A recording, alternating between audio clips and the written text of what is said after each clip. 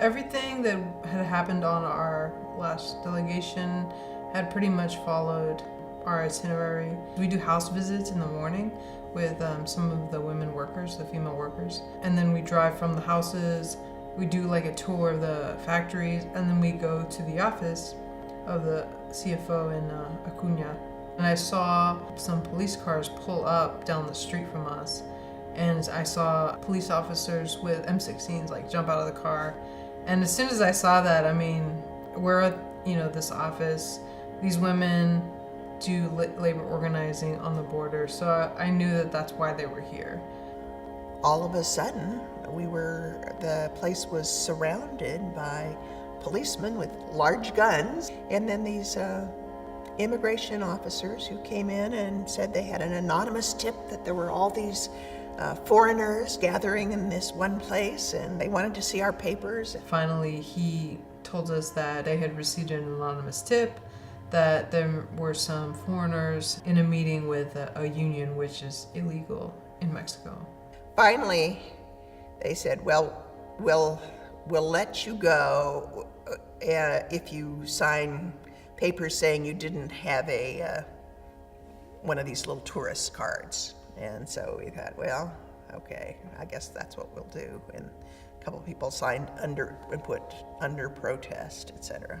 If we had just been working with, anybody else or listening to anybody else whose story was less threatening and whose reality was maybe less threatening, we wouldn't have been targeted because we weren't breaking any laws there. We were just talking and listening to the workers, and that is scary to them. We thought it was a way to sort of cut the unions off from solidarity groups, scare people from coming. What's so incredible is there's still, day and night talking to workers, organizing, and they haven't given up at all. And they're inspiring fear in, the managers, the management, the companies, anybody who they feel would stand to lose from having organized labor in these factories. It gives me an idea of the threat that an independent union is posing to the authorities.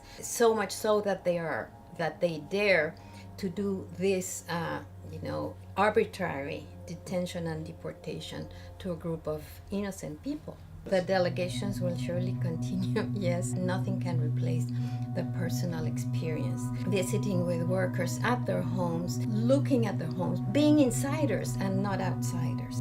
If you can be a witness to what's going on someplace else and see the real people behind the policies of your country or your government or the business organizations. When you see somebody whose life has been changed and who's struggling with something that, you have a part in some ways, I think that just makes a huge change. People in the U.S. should know what's going on, because as workers, we are all workers and we all suffer from these policies in different levels, of course, but this is one of the worst levels of exploitation of workers. I go back because they're so passionate about their work and their struggle for justice and for their communities and their family.